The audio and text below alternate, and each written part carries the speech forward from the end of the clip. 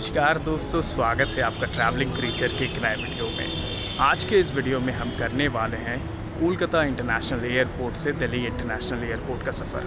मैं आपको बताऊंगा कि आप अगर फ़र्स्ट टाइम फ़्लाइट में सफ़र कर रहे हैं तो आपको क्या क्या करना पड़ेगा और सभी डिटेल्स। तो चलिए इस वीडियो को शुरू करते हैं। सबसे पहले एयरपोर्ट आने के 2 दिन पहले से यानी 48 आवर्स पहले से लेकर 1 घंटे पहले तक आप वेब चेक इन कर सकते हैं। आपकी टिकट जिस भी एयरलाइन से है वो आपको वेब चेक इन करने के लिए ईमेल करके बता देती है, और नहीं भी बताती है तो आप आराम से खुद से भी वेब चेक इन कर सकते हैं। और वो ज़रूरी है क्योंकि आपको बोर्डिंग पास यहाँ पे दिखाना पड़ता है।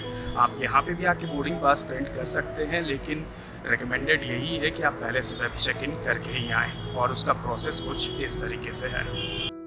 तो सबसे पहले आप अपने फ़्लाइट के 48 आवर्स पहले से लेके 2 घंटे 1 घंटे पहले तक आप वेब चेक इन कर सकते हैं, और आप वो कर लें, ये रिकमेंडेड है ताकि एयरपोर्ट पे आपको ज़्यादा समय ना लगे। आपका फ़्लाइट का जो भी नाम है आप उसको टाइप करेंगे, web check in, Akasa Air, IndiGo, SpiceJet, Air India, और जो भी ये ऑप्शन आपको मिलेगा आप उसे ओपन कर लें।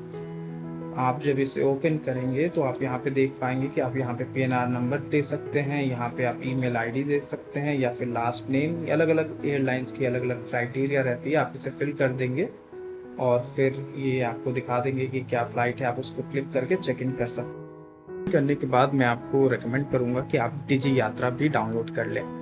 डिजी यात्रा आप डाउनलोड करते हैं तो आपको सबसे पहले साइन अप करना पड़ेगा, क्रेडेंशियल बनाने पड़ेंगे। उसके बाद आप यहाँ पे ऐड बोर्डिंग पास करेंगे, अग्री करेंगे। फिर आपने जो भी वो बोर्डिंग पास डाउनलोड किया है वेब चेक इन करने के बाद आप उसे अपलोड कर देंगे। इसके बाद ये डायरेक्ट यहाँ पे स्कैन होके सेव हो जाता है ताकि आप डायरेक्ट सिक्योरिटी को ये दिखा पाएँ, तो इससे आप बहुत ही प्राइवेट के साथ एंटर कर सकते हैं। मेरी ये जो फ़्लाइट है ये है डोमेस्टिक फ़्लाइट, इसीलिए मैं यहाँ पे आया हूँ जहाँ पे आप डोमेस्टिक फ़्लाइट के लिए एंटर करते हैं। इंटरनेशनल फ़्लाइट के लिए अलग लेवल है, इसके नीचे एक लेवल है, आपको वहाँ पे जाना पड़ेगा। तो यहाँ पे अलग अलग गेट नंबर हैं, आपको गेट नंबर पहले से पता होता है, आप उस गेट नंबर से एंटर कर सकते हैं। डिजी यात्रा जैसा कि मैंने आपको बताया उसके लिए एक अलग से भी गेट बनाया गया है। तो चलिए अभी हम लगते हैं लाइन में और करते हैं इस एयरपोर्ट में एंटर।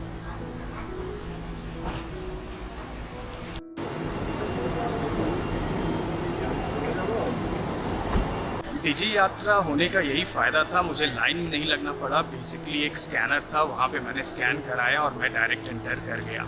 इसीलिए मैंने आपको भी रेकमेंड किया था कि आप भी डिजी यात्रा में अपना बोर्डिंग पास को ऐड कर लें। और अभी मैं चलूँगा सबसे पहले अपना बैग चेक इन करवाने।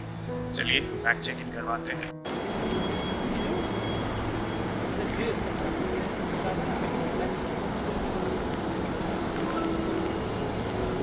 और यहाँ पे आप अपना फ़्लाइट का टाइम देख पाते हैं, जैसे कि मेरा आकाशा एयर है दिल्ली के लिए 8:55 में, और अभी चेक इन चल रहा है, यानी अभी आप बैग को चेक इन करा सकते हैं। मेरे फ़्लाइट में अभी बहुत समय है, और यहाँ पे आप देख सकते हैं कि आपको किस गेट से एंटर करना है, गेट नंबर भी यहाँ पे लिखा हुआ है। ये है बैगेज चेक इन काउंटर, ये आप देख पा रहे हैं, ये है इंडिगो का चेक इन काउंटर। और इस तरफ है आकाशा एयर, जो कि मेरी टिकट है आकाशा एयर के साथ, तो मैं इस तरफ जाके अपना बैग चेक इन। यहाँ पे काफ़ी सारे नंबर्स हैं, 11, 12, 13, 14, 15। आप सोचेंगे कि आपको किस में जाके चेक इन कराना है, इसीलिए पहले मैंने आपको वो इलेक्ट्रॉनिक बोर्ड दिखाया था, उसमें गेट नंबर के साथ साथ चेक इन काउंटर नंबर भी लिखा हुआ था। मेरी फ़्लाइट के लिए 14 नंबर का चेक इन काउंटर था। चलिए अब वहाँ पे चलते हैं और कराते हैं चेक इन।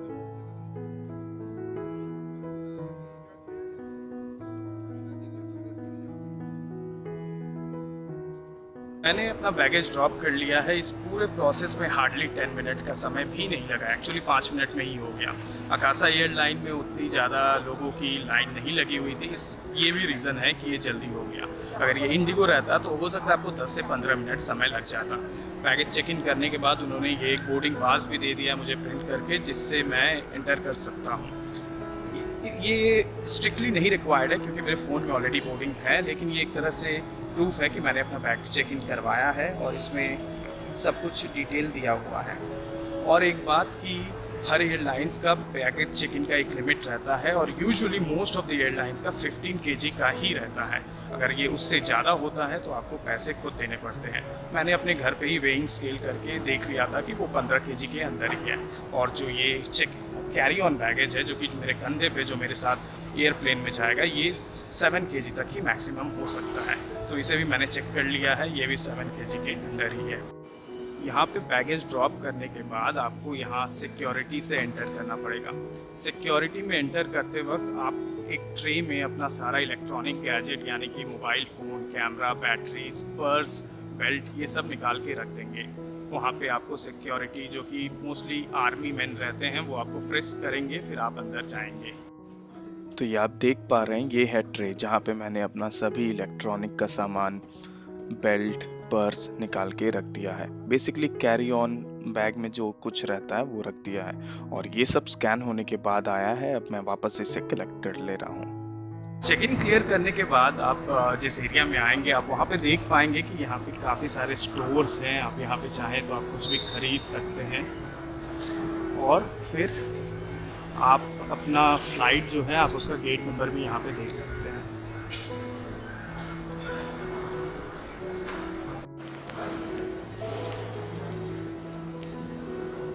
आप देख सकते हैं कि यहाँ पे काफ़ी सारे स्टोर्स आपको देखने मिलते हैं। ऑब्वियसली एयरपोर्ट की जो प्राइसिंग रहती है वो नॉर्मल स्टोर से ज़्यादा होती है, लेकिन अगर आप कुछ भूल गए हैं और अगर आपको इमरजेंसी में चाहिए या फिर आपको कुछ खाने पीने का लेना है तो वो सभी ऑप्शंस यहाँ पे मिल जाएंगे। और यहाँ पे जो आपको इतने सीट देखने मिल रहे हैं, आप इनमें से किसी में भी बैठ के वेट कर सकते हैं। ज़रूरी नहीं है कि जो आपका बोर्डिंग गेट है आप उसी के सामने की सीट पे बैठे रहें।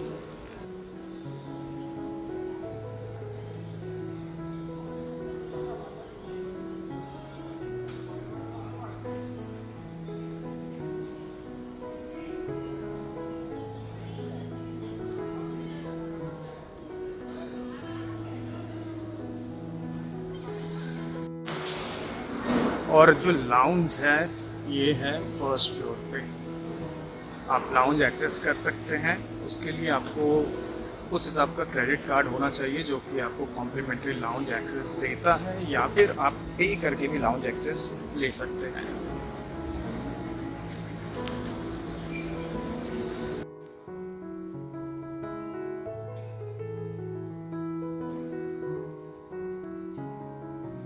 तो जैसा कि आपने देखा, लाउंज एक्सेस के लिए काफ़ी लाइन लगी रहती है क्योंकि बहुत सारे credit card complimentary lounge access offer करते हैं।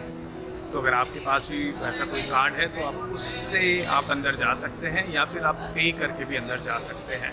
लाउंज एक्सेस में आपको कंफर्टेबल सीटिंग मिलती है और फूड ऑप्शंस भी रहता है।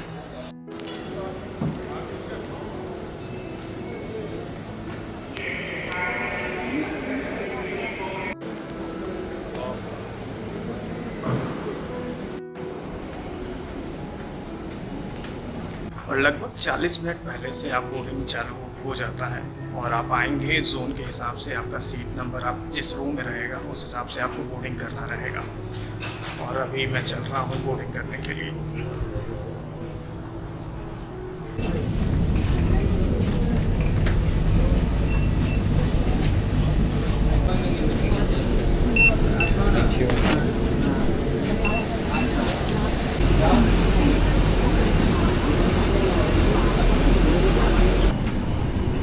Thank you. हाँ, बच्चा लोग सब वेट कर रहा है।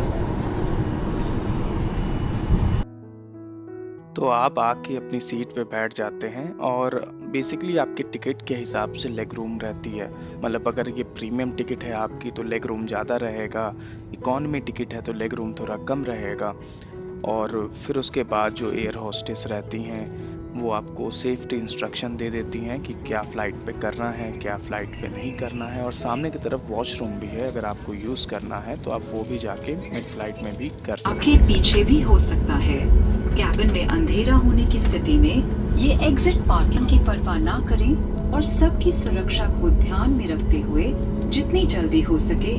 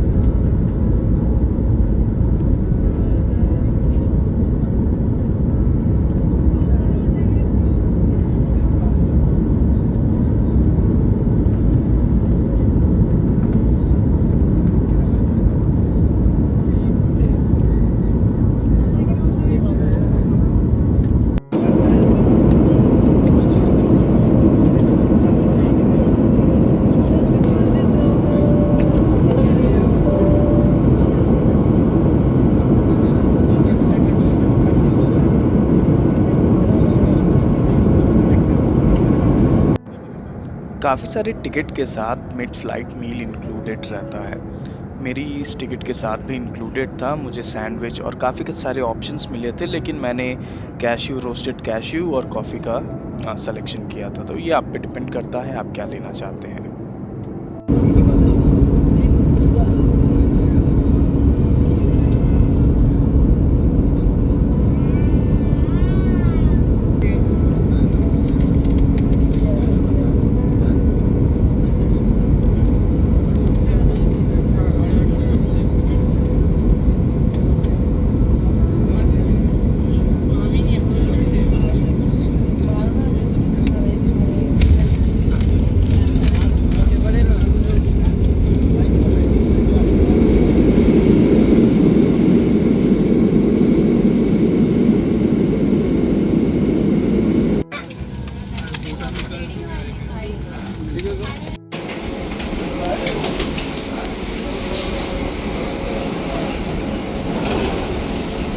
लगभग 2-2.25 घंटे का समय लगा हमें कोलकाता से दिल्ली पहुंचने में। बड़े बड़े एयरपोर्ट जैसे कि दिल्ली में अलग अलग टर्मिनल्स होते हैं जहां से आप निकलेंगे, तो जो आपके बोर्डिंग पास पे मेंशन रहते हैं। मेरा टर्मिनल 1 है दिल्ली का एग्जिट करने के लिए, तो सबसे पहले मैं अपना बैगेज लूँगा और फिर वहाँ से एग्जिट करूँगा।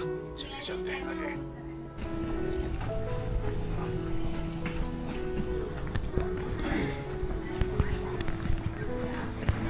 देख सकते हैं लिखा हुआ है baggage reclaim.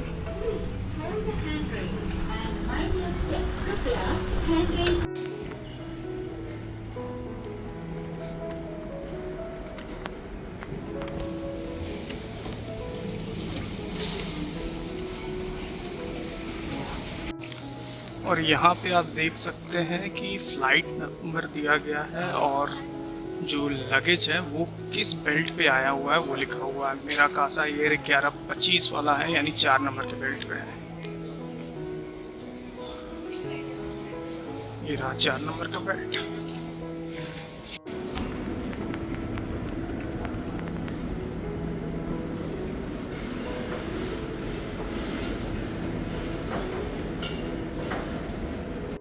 Waiting for your bag is a very stressful moment.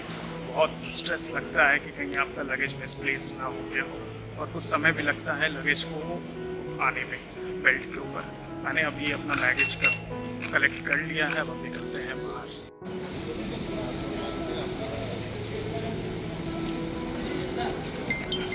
बाहर आके आपको ओला, उबर, शटल और अगर आपने रिजर्व कैब किया है तो वो सभी कुछ यहाँ पे मिल जाएंगे। सबके लिए अलग अलग बनाया हुआ है, जैसे कि आप देख पा रहे हैं शटल बस का पिकअप पॉइंट यहाँ पे है, ओला उबर का उस तरफ है, तो आप जहाँ पे भी जाना चाहें वहाँ जा सकते हैं। और इसी के साथ हम आ गए हैं एयरपोर्ट के बाहर।